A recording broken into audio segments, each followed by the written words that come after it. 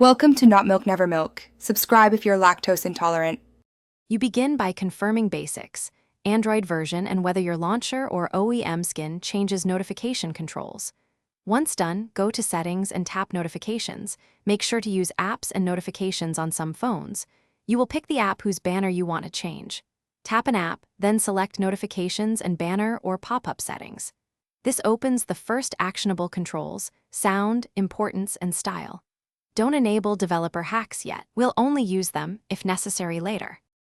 Now you change the banner behavior itself. Set importance to control whether banners appear on screen and make sounds. Once set, tap Banner or Advanced to choose Pop-up versus Silent Display. Make sure to preview with a test notification. You can also change the sound, vibration, and LED color where supported. These help you spot priority messages quickly. For OEM skins, adjust the launcher's notification badges too.